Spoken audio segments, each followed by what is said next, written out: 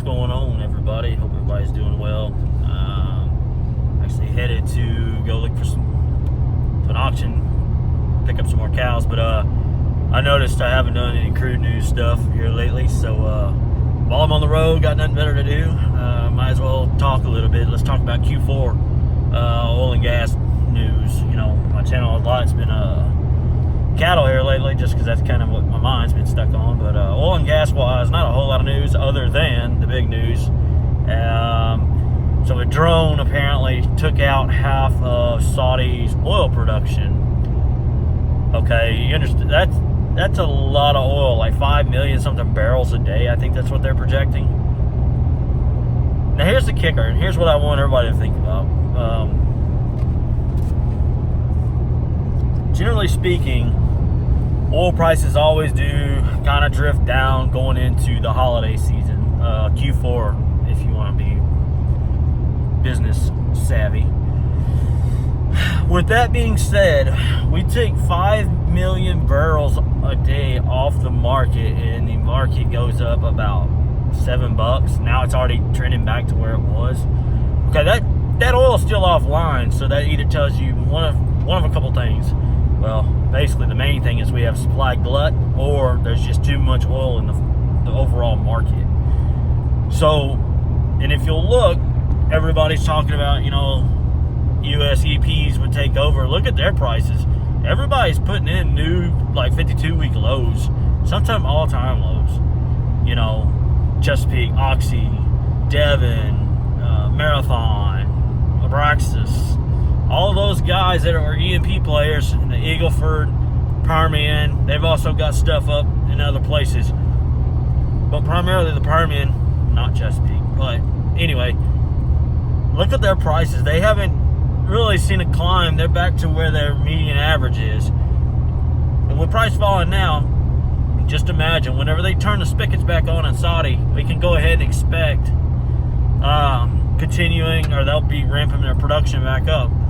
So there you go. We're going to have another supply, or even more supply coming onto the market. So Mike's prediction, I'm looking for $40 oil-ish, 40, 45, somewhere in there.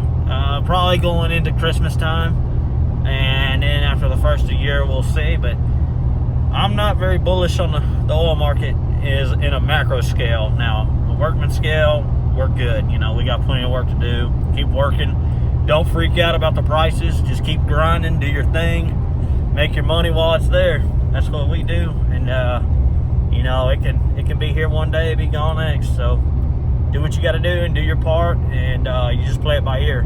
But with that said, overall market-wise, macro environment, I would expect some prices to fall back. Now, people have asked. Sorry, guys. People have been asking, like, I've talked to several people, and if you follow me on Twitter, you know I do a lot more of the oil news on Twitter. But a lot of guys are taking chances on these E&P companies, buying stocks now, and in theory they're going to rise.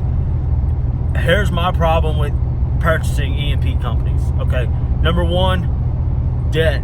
Okay, right now, market financially wise, it's the easiest time in our lifetimes probably to borrow money. There's so much money just floating around. It's so easy to get because A, they just keep printing money, and B, the value of the dollar is going down, so you gotta have more dollars. So they just make more dollars, right?